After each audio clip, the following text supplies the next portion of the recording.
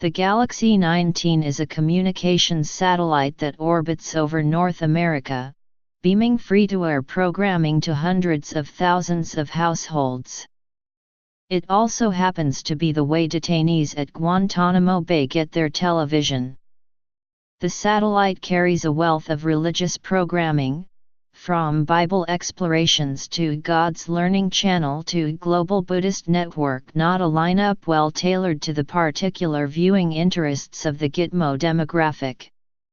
What detainees tend to be most interested in is current events, and among the news channels that the satellite carries, RT is one of the most popular.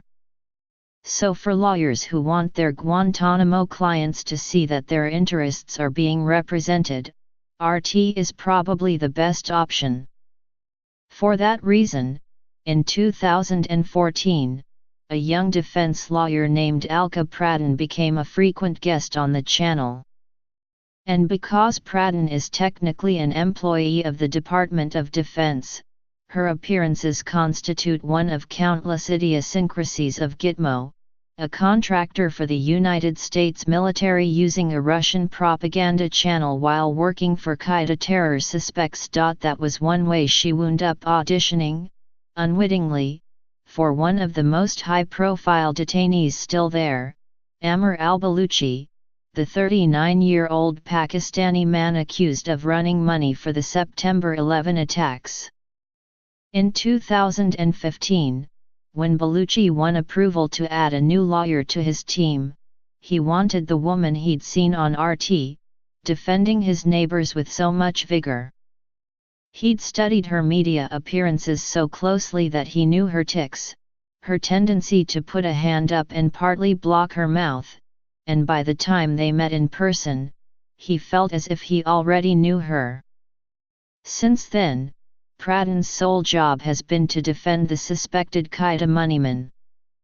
The government is trying to execute him, along with 4 CO defendants, all charged with organizing the worst terrorist attack in the nation's history. Pradhan's title is Human Rights Counsel.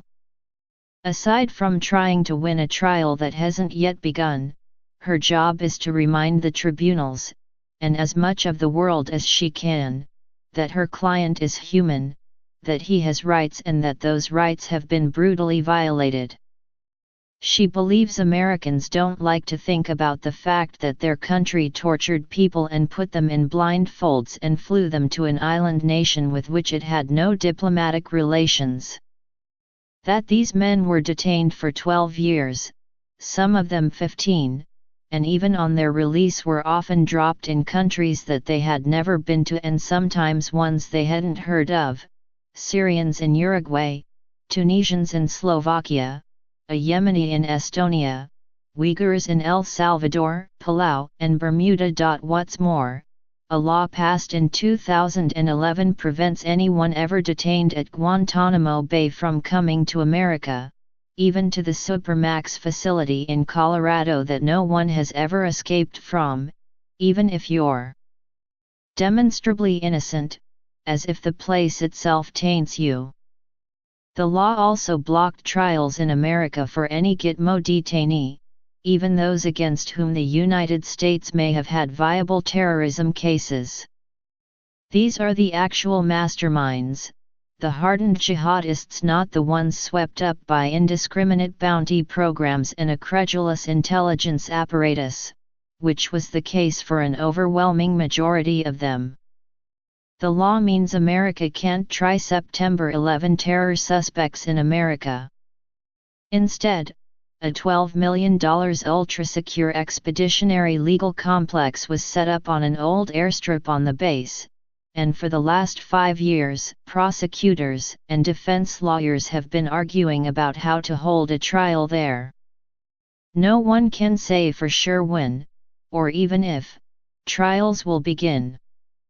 The proceedings seem stuck in an interminable pre-trial phase. When Pradhan flies down to Gitmo, which she does every month or two, her conversations with her client often have less to do with proving his innocence than with what has happened to him since his suspected crimes.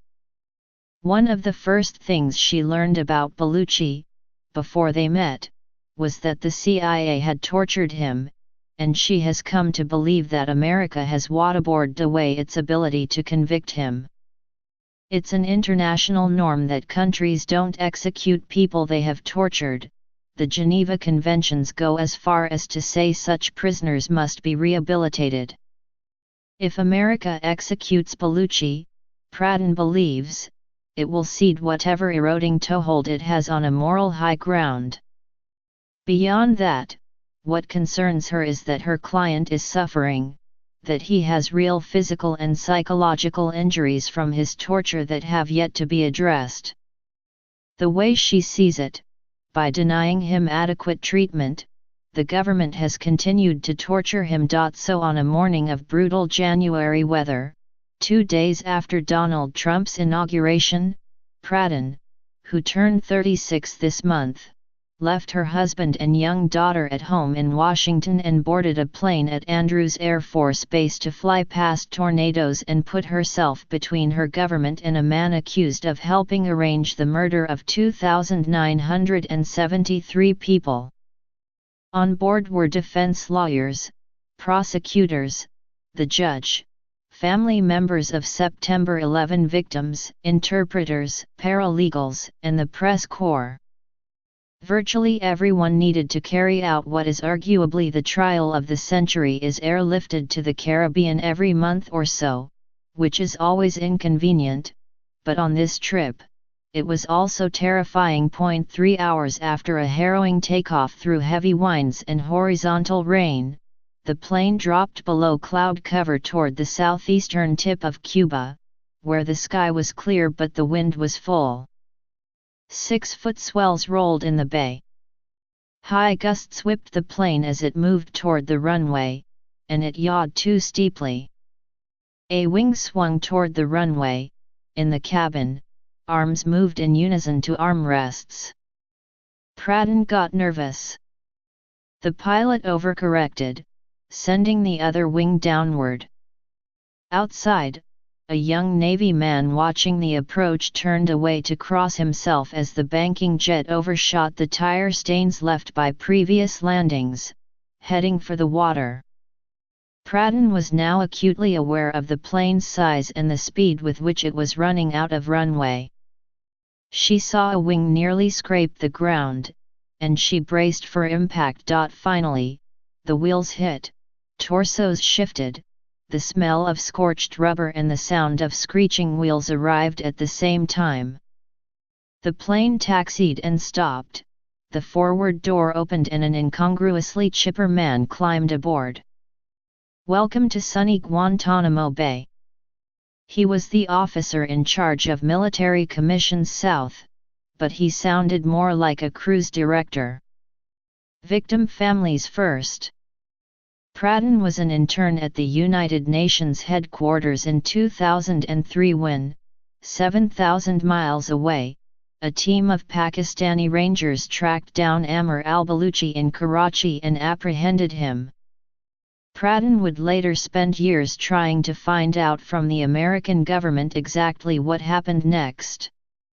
The government has not been forthcoming about these details, but by cross-referencing CIA cables, other documents obtained by the Senate Select Committee on Intelligence, comments to the press by unnamed officials with access to the Senate report's classified source material and a small number of declassified letters that Bellucci himself has written, it's possible to develop a partial picture of what Bellucci's time in custody was like. From CIA cables, we know that even in the process of being detained, Bellucci was forthcoming. The Pakistanis held him for about a week and found him cooperative. One official used the word chatty. Even when Bellucci was in Pakistan's custody, the CIA was monitoring his interrogation on a video feed, and agents sent cables back to Langley saying the interrogation was producing intelligence. They decided to torture him anyway.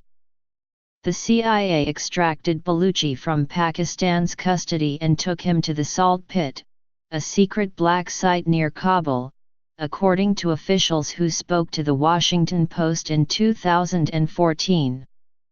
This site was also known as Cobalt, and one interrogator, during an internal review, described it as an enhanced interrogation technique in and of itself.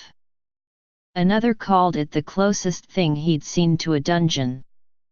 Detainees there were stripped down, bound with tape and then dragged, naked, up and down the halls, while people punched them. Bellucci says his head was dunked in a tub of ice water, his face held under the surface until he thought he was drowning. His head was shaved, then driven against a wall repeatedly, so forcefully and so many times that he saw sparks of light exploding in front of his eyes, growing in size and intensity until he experienced what felt like a jolt of electricity. His vision went dark, and he passed out. He came to in a different room, perhaps a different building, maybe even a different country. We know from media reports that several months after the salt pit he was taken to a black site in Romania.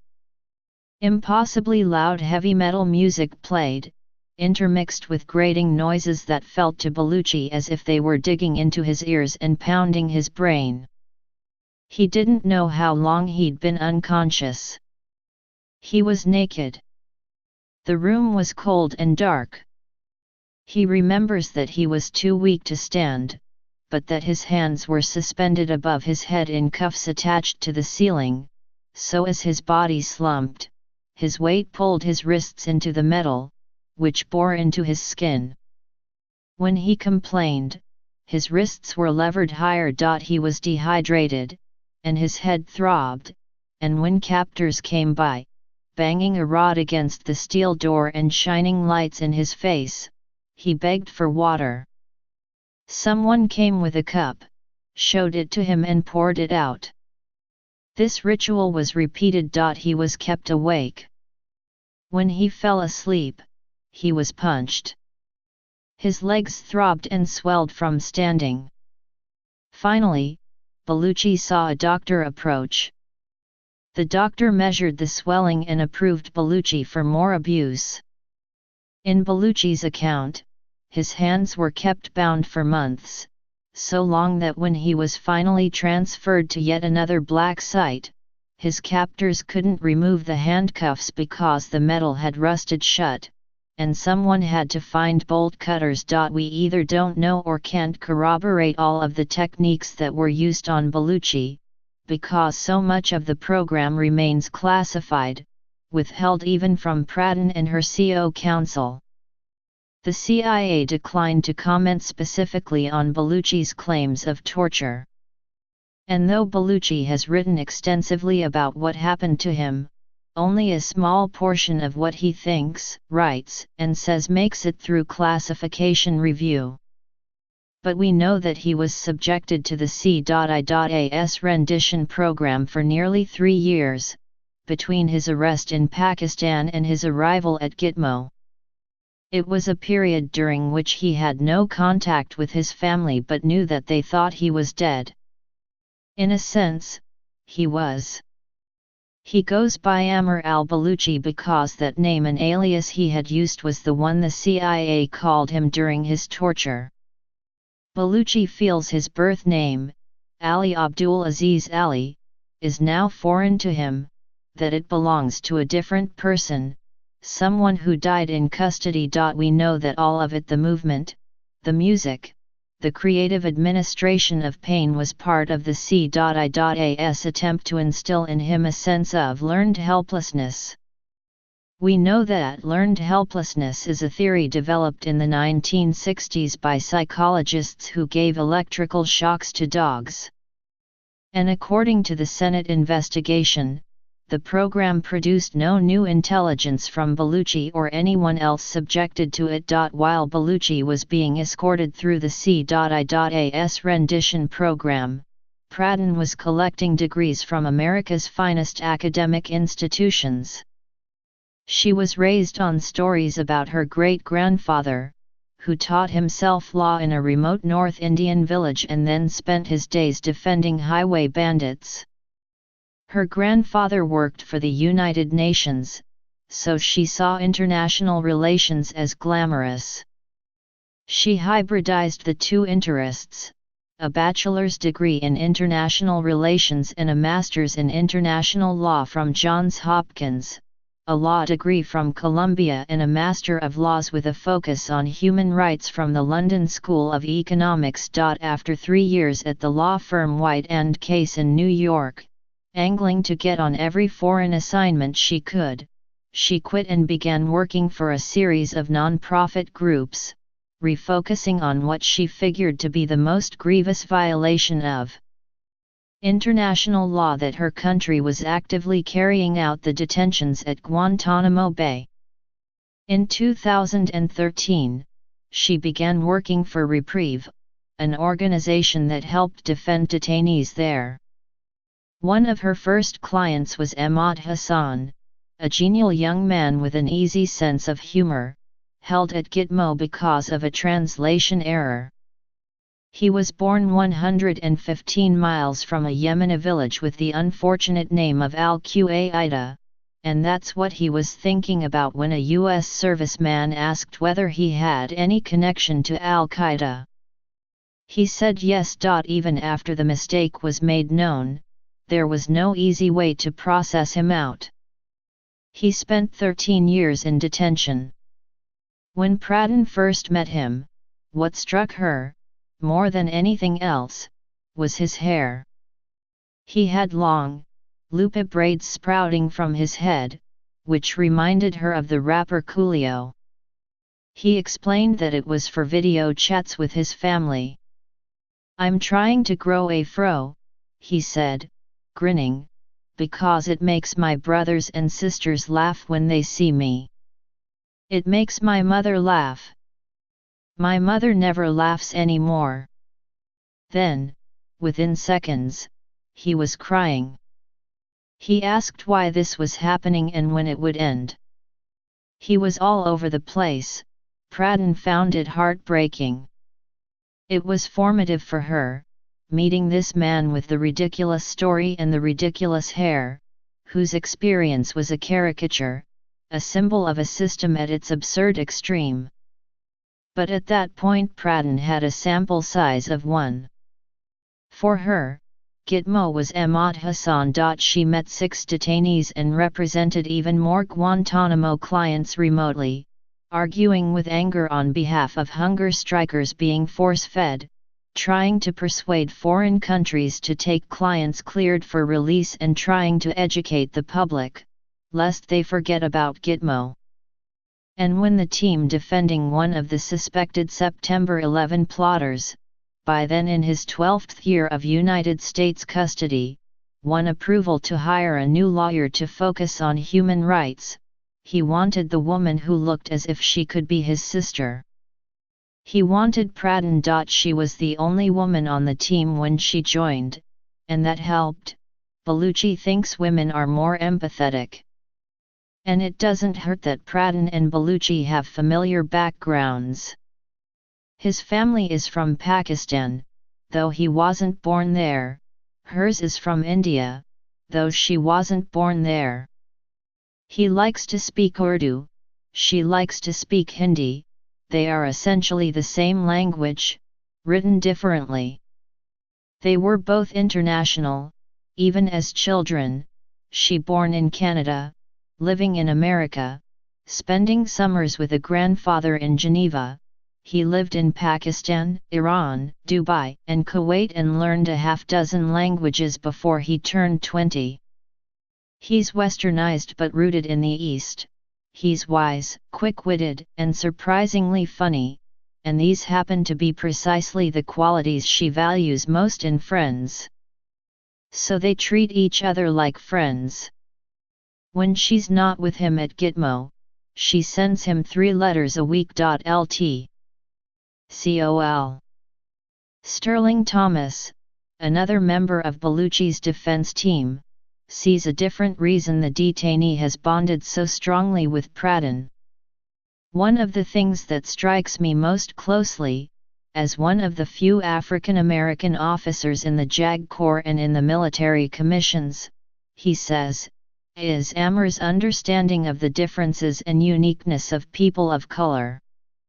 Thomas believes Baluchi and Pradhan have a genuine, profound connection, and that it derives from the fact that they can look at their similarities of background and say, "Oh, look, I've been in situations that are similar to you, where you feel you're the only person of a certain background in a world, where you face that additional scrutiny based on being the person who is different. You face that additional challenge being the person whose credentials might be questioned." The way Thomas sees the relationship, Pradhan and Baluchi connect because Baluchi is a keen observer of American culture and sees in Pradhan someone who understands what it's like to be otherized, dehumanized.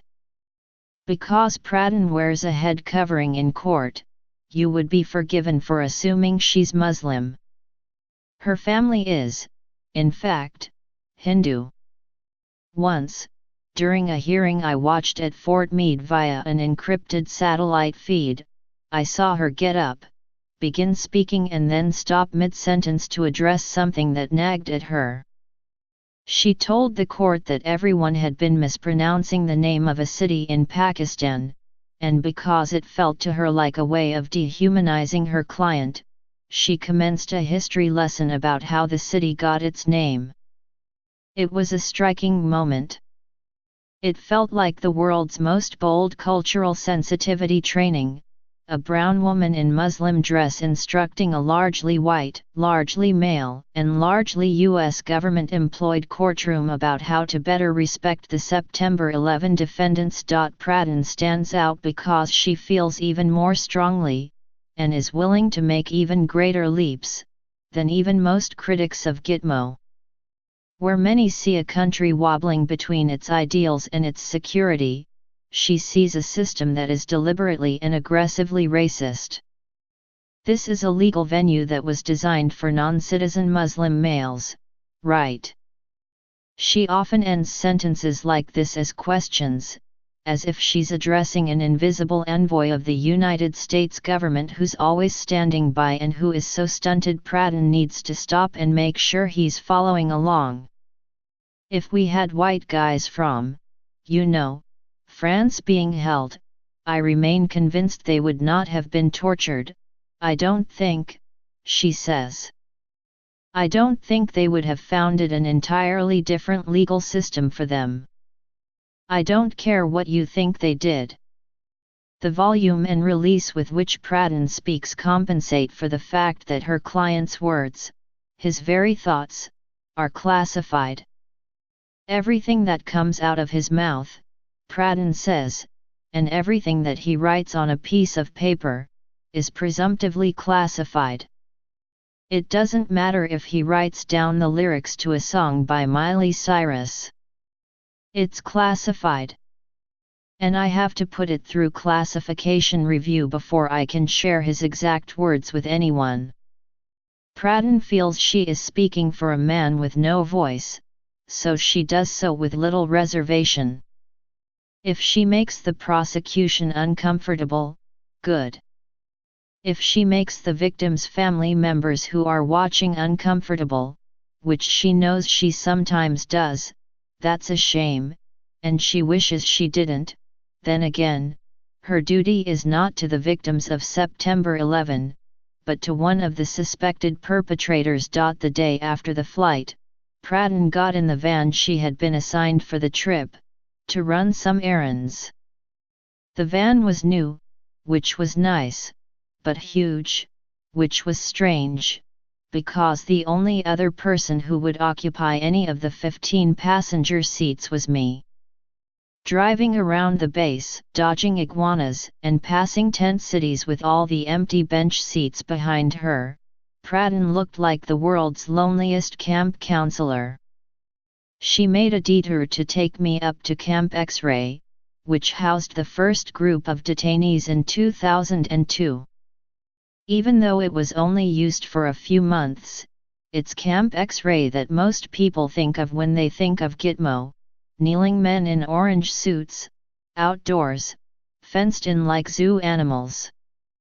It's now run down and overgrown. We thought they'd be here for like a few weeks maybe, she said. You know, I don't know what we thought we were going to do with them. Then, she left to meet with Bellucci at Camp Echo, an arrangement of trailers set inside a security fence garlanded by razor wire and draped in green sheeting, which together speak to another Gitmo paradox. Much of the infrastructure is temporary, even though the status of the accused feels fixed. They meet here because Bellucci lives in Camp 7, and neither of them knows where that is. It's a structure whose very existence was secret until a few years ago and whose location still is. Neither of them knows where Bellucci goes at night. Presumably, it's somewhere on base. When they spend time together, it's in the courtroom or at Camp Echo, in a trailer. I was not allowed to meet Bellucci. He can't meet anyone besides his lawyers, so what I know about Pradhan's visits with her client comes from members of the legal team. They won't share direct quotes from him, because other Gitmo lawyers have had their clearances suspended or revoked for sharing too much from their client. This summer, a military judge amended the existing rule to say that no legal mail can be released to a third party. Legal mail is an expansive term that could include notes or even items committed to memory during lawyer-client meetings, so the following window into their work together would not be possible had Pradhan not shared it before the order was issued. On that day, Pradhan had important coming motions to discuss with Bellucci about NSA surveillance, about trying to access Red Cross records that might shed light on his torture, and one about improving the conditions of his detention. But when she arrived, she found Bellucci not quite ready for legal matters yet. He was thinking about mouthfeel. At Guantanamo Bay, he is a host, and it's important to him that Pradhan feels welcome. So he prepares her a meal. It's a challenge, because his ingredients are limited and his guest is a particular eater, a vegetarian who likes spice and kale. Sometimes the prison meal is spaghetti, and Bellucci carefully dissects it, salvaging the part that hasn't touched the meat sauce, and combining it later with oil and spices if the team has brought any past the guards. Then, for mouthfeel, he'll dig around for something crunchy. He has learned to pay attention to vegetables, because even though military-issue salads aren't necessarily the freshest, raw onions help with texture. The place has a way of bringing out creativity. Pradhan has learned some Gitmo culinary tricks as well. She found that the hot cakes from the McDonald's on base are the best cheat foods to bring to hunger strikers, whose atrophied jaw muscles and throats sore from feeding tubes can handle only soft foods. Bellucci prefers prayer rugs to chairs, so when he's done assembling the meal and they sit down to eat together, they sit on the floor. Pradhan was preparing a long-shot motion in an effort to persuade the judge to remove Bellucci's designation as a high-value detainee, a term by which the Department of Defense means a suspected terrorist put through the C.I.A.'s rendition program. The high-value designation is cited as a reason for a variety of circumscribed freedoms, from detention in a secret location that lawyers can't visit, to minute and seemingly meaningless restrictions like the prohibition on non-commercially sealed food items. Bellucci said he thought the language that she used was too dry. It needed color, so he asked her to include some humanizing detail. What if she reminded the court that when his father died in 2012, months passed before he could speak to his family, everything about Guantanamo Bay is made opaque, kept obscure to outsiders through the restriction of access, the distance from news bureaus and the tangle of logistics it takes to get there and back. It's hard to know how it all works. Bellucci understands this. But he figured people might relate, emotionally, to being cut off from family after a parent dies. Pradhan added the anecdote to the motion. Another significant part of Pradhan's job is trying to detail Baluchi's torture and abuse. She and her colleagues expect the prosecution to say that Baluchi gave incriminating statements free of coercion. But if he made a statement on a given date, a document like a medical report from the same date could dispute the notion that he made the statement freely. There's a trove of files that would allow the team to do that kind of cross-referencing, but the defense doesn't have access to it. The prosecution does. The defense must settle for substitution documents, files that prosecutors create themselves, with judicial oversight, according to their own sense of what's relevant to the defense.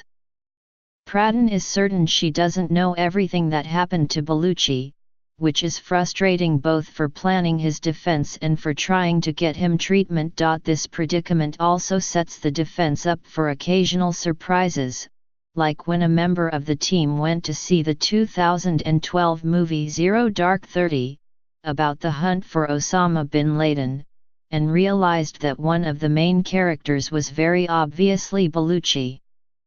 The opening segment of the film showed a man held at a black site in an undisclosed location, being tortured violently. Baluchi's first name, Ammar, had not been changed, nor had his family details, where he was arrested or what his suspected role was in Al-Qaeda. While information about Baluchi's interrogations was being withheld from his own defense team, it had apparently been shared with the filmmakers Mark Boal and Catherine Bigelow, who seemed to know more about Baluchi's treatment than his own lawyers did. In the case against Baluchi and his 4 co-defendants, the United States has leveled charges that include conspiracy, terrorism, hijacking and 2,973 counts of murder. The government is seeking the death penalty for all of them.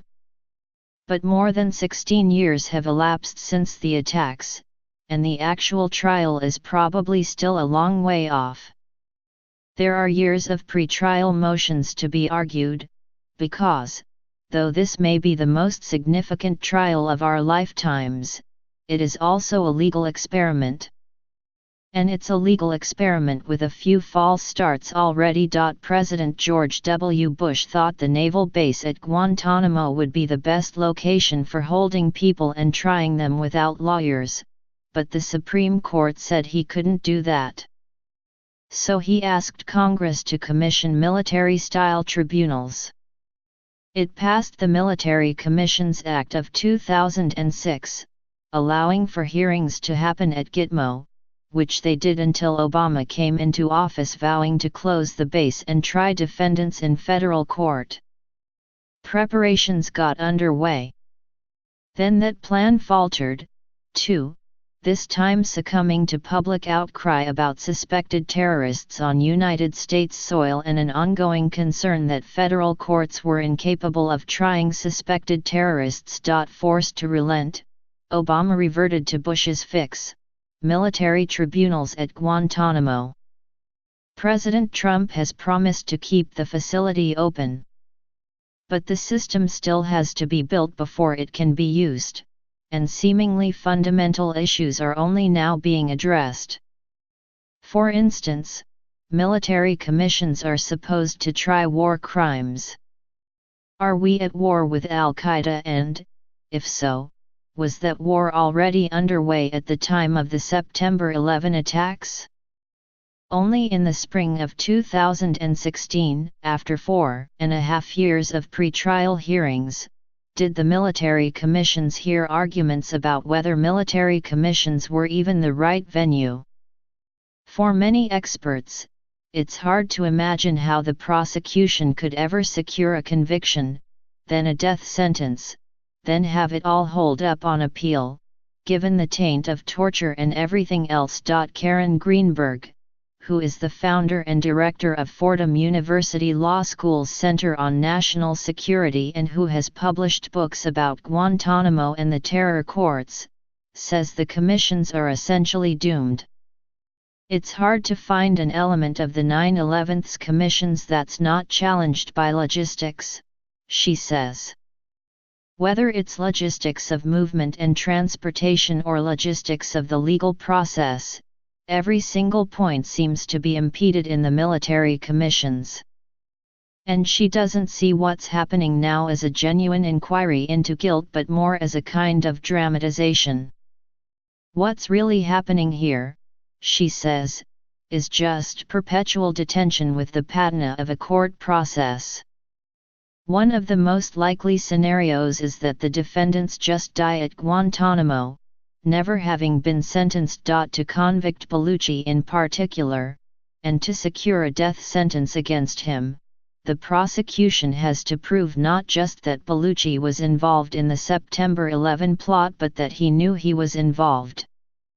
Pradhan doesn't think they can. The prosecution's case against Bellucci starts in early 2000, when his uncle, Khalid Sheikh Mohammed, a top Qaeda official, asked him to send a video called City Bird to Pakistan. It was an instructional film about the cockpit of a Boeing 767, the same sort of plane that would be used to take down both towers of the World Trade Center. Mohammed then began asking his nephew to perform other odd jobs, from buying flight simulators to setting up bank accounts to purchasing plane tickets to wiring money to some of the hijackers. Pradhan won't say whether she believes that these transactions took place. She says that she hasn't seen enough evidence to address them, and it would be imprudent for her to concede the factual claims against her client. But when asked, she returns to what she says is legally the more relevant matter: how much he knew. One of the biggest questions is intent, she says. For a death penalty trial, you have to have specific intent to commit these crimes. I haven't seen anything from the government that works in their favor on that question. He didn't know. He found out about September 11 on September 11. That's enough. Altogether, he wired about $150,000 to people involved in the plot all around the world, according to the government. He was asked at an early hearing about his contact with Marwan al-Shahai, who flew American Airlines Flight 175 into the South Tower of the World Trade Center.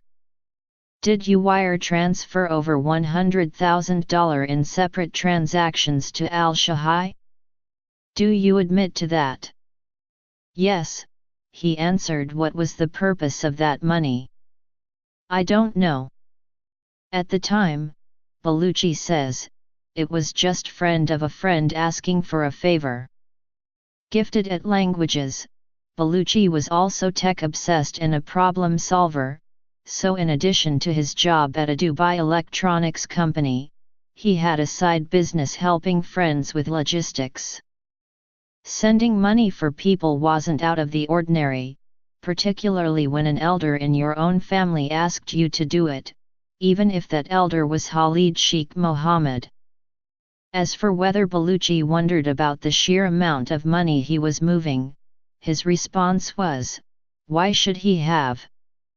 He had wealthy friends from Gulf states who often had large sums of money to move. Once, one of his friends wanted to buy a Ferrari when he arrived in the United States to study, and he asked Bellucci to handle a transfer. So, Bellucci once said, you can imagine Ferrari is $300,000. This is $100,000. So it's not that big question. Bellucci claims that when people asked him to help move money, he had no reason to be suspicious. As he once put it, no one asked for his help sending money to hijacker Marwan. In his own reckoning, he's precisely as responsible for September 11 as everyone else who facilitated it unwittingly: rental car clerks, flight instructors and United States financial institutions. According to Terry McDermott, one of the authors of The Hunt for K.S.M. and the foremost civilian authority on Khalid Sheikh Mohammed, it is plausible that Baluchi didn't know what exactly he was involved with before the attacks. His uncle was fastidious about operational security. Mohammed used dozens of SIM cards and aliases, practiced compartmentalization, and used multiple vehicles when traveling to and from meetings. It would have been out of character to jeopardize a mission by letting anyone know what the plan was. And Mohammed, for what it's worth, does not deny his own involvement in the attacks, he proclaims it. He maintains that his nephew knew nothing. McDermott, however, believes Baluchi willingly participated, even if he didn't know specifically what he was participating in. McDermott's reporting holds that Baluchi was most likely initiated into the cause of jihad as teenager, when his cousin Ramzi Youssef, one of the terrorists behind the First World Trade Center bombing in 1993, was injured in a bomb-making accident. While recovering, Youssef came to stay in Zaydan, a town in the southeastern corner of Iran where Baluchi was attending boarding school. McDermott believes Youssef indoctrinated him during that time. Furthermore, McDermott believes Baluchi sought out Mohammed and asked to help, rather than the other way around. After all, Mohammed was first indicted in 1996, and though the indictment was initially sealed, it wasn't as if his activities were unknown. McDermott finds it hard to believe that Baluchi didn't know at least what kinds of things his uncle might need money for. And even if $70,000 wasn't a lot compared to a Ferrari, it was a lot for someone like Mohammed, who had no apparent source of income. There are other details that McDermott finds difficult to square with the idea of Baluchi as unwitting participant. Baluchi is smart and worldly. He speaks 6 languages. Shouldn't he have been able to figure out something untoward was going on? And, McDermott points out, he used aliases to make some of the wire transfers and purchases. Why would he have done that if he didn't think he was involved in something criminal? McDermott also believes Baluchi was involved in the beheading of Daniel Pearl. The CIA reported that even after September 11, Baluchi was involved in plots against Western targets in Pakistan, including the United States consulate in Karachi. And the agency says that when Mohammed was arrested in 2003, his plans for another spectacular operation fell from uncle to nephew. Baluchi is said to have pursued, among other things, a kind of British September 11, in which Al-Qaeda would hijack planes from Heathrow, turn them around and crash them into the airport and an office building in the Canary Wharf business district. Security was deemed too tight, however, and the plot evolved to taking planes from Eastern European airports and crashing them into Heathrow. But the CIA learned of these plots from Mohammed after its operatives began waterboarding him, which they did at least 183 times. Much of what he said during that period has since been proved false. Mohammed later retracted those statements, even as he continued to boast of his own involvement in September 11. The day after the meeting with Baluchi at Camp Echo was a hearing day. Security was tight. Baluchi was brought into the hearing room, a large space with one long table for each of the 5 defense teams, a chair at the end of each table for a defendant and a row of inward-facing seats against a side wall for the guard force. 2 uniformed men walked on either side of Baluchi, latex-gloved hands on his biceps, and deposited him in the chair next to his legal team. He wore sunglasses. The white light in the room is a trigger for him, worsened by a brain injury that a psychologist consulting for the defense says he received in CIA custody.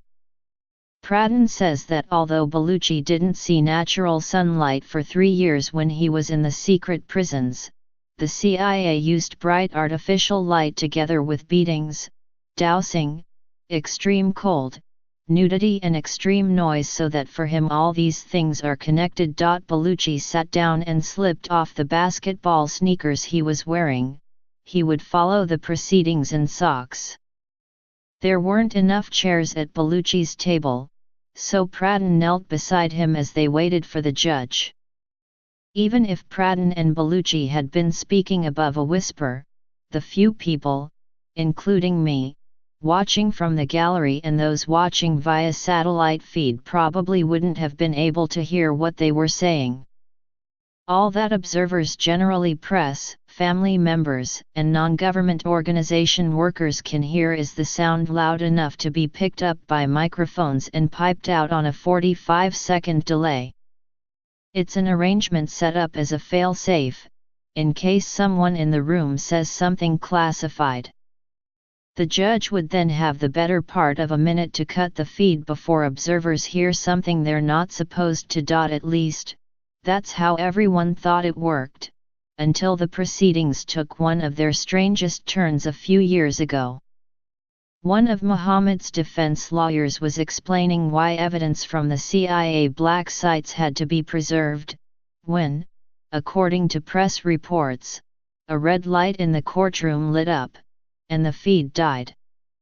The judge, Col. James Pohl, was confused. He hadn't stopped it. But he thought he was the only one who could stop it. An unseen entity, most suspect the CIA, had gained access to the feed without anyone knowing. Asked for comment, the CIA referred me to the Department of Defense, which said the feed was cut due to a concern at the time that classified information was potentially being divulged. Other cases of suspected monitoring by unseen entities followed. A few months after the courtroom audio-visual incident, one of Pradhan's colleagues, Cheryl Borman, a lawyer for Walid bin Attash, Osama bin Laden's former bodyguard and a suspected September 11 planner, was meeting with her client when she noticed a small electronic module on the ceiling. The guard said it was a smoke detector.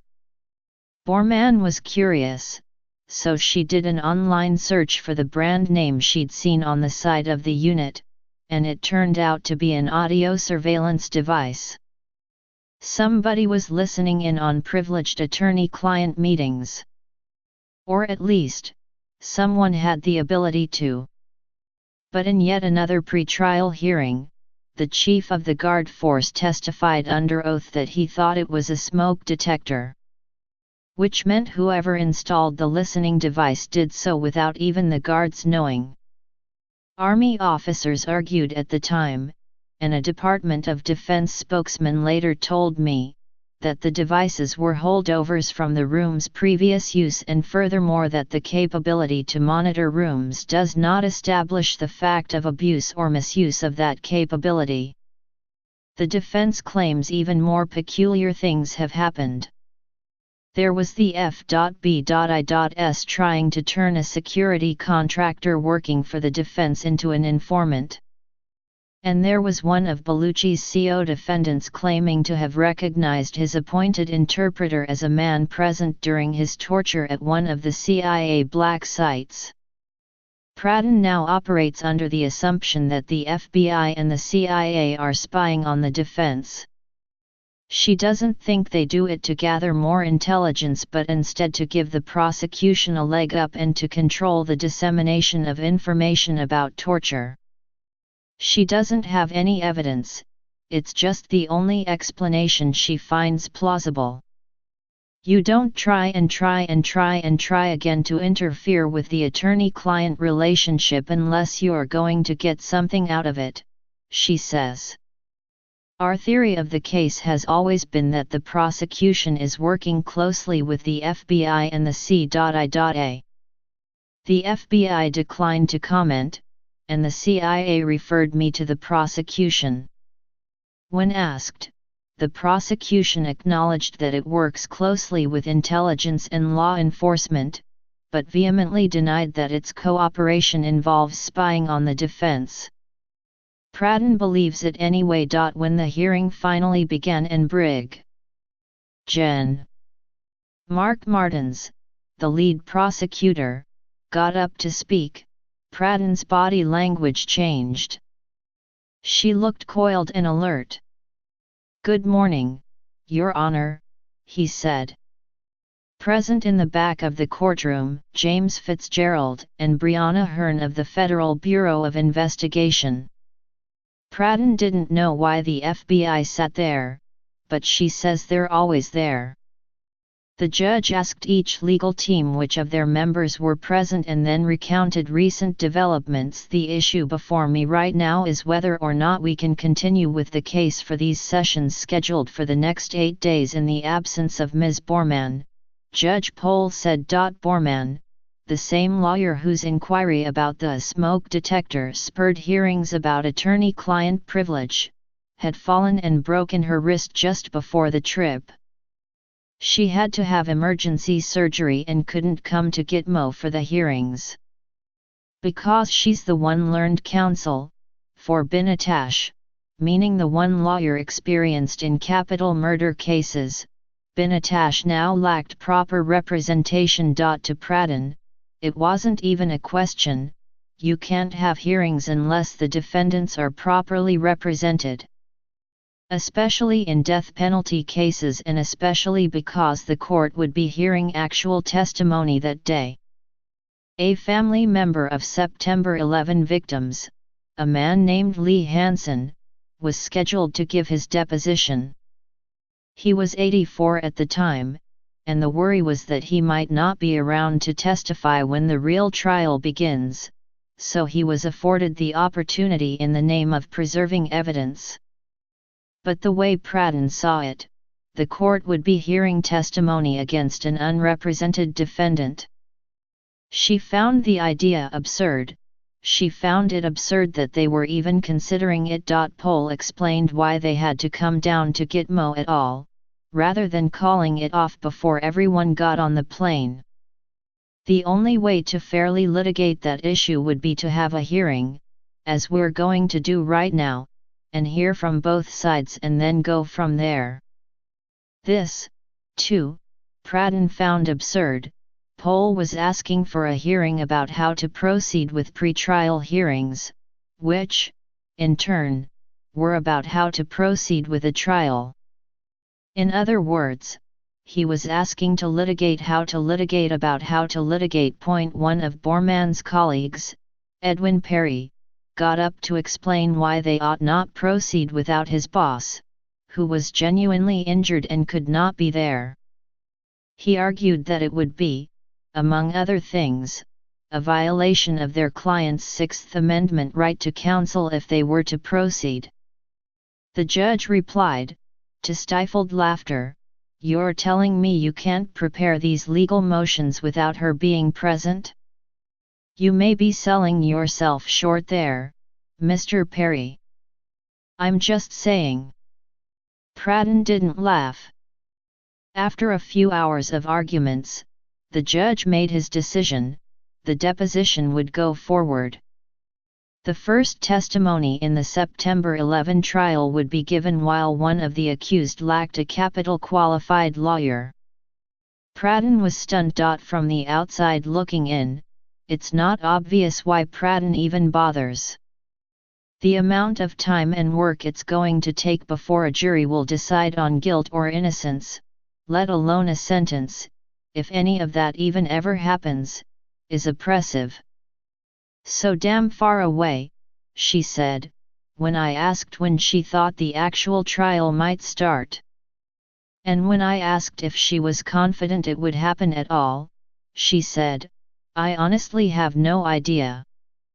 The invention of a brand new legal system, she says, means we've spent years kicking the tires of the military commissions before we can drive it. We've barely started getting useful discovery. It'll be another couple years at least before we can think about driving. She can argue why she believes Bellucci can beat the charges if it ever gets to that, but it's still hard to see him ever walking free. It looks more and more like the prosecution and defense are all working impossibly long hours for men whose fates are, if forestalled, still inevitable. It's hard to see how it isn't, as Karen Greenberg said, just perpetual detention. In a sense, the lawyers and their clients are all trapped together, invested in a process that may not end until the accused find another way to die. But what became clear over the time I spent with Pradhan is that there's another reason she spends so much energy on him, and it goes beyond her belief that a favorable outcome is possible if they work hard enough. Pradhan believes the trial provides a kind of therapy.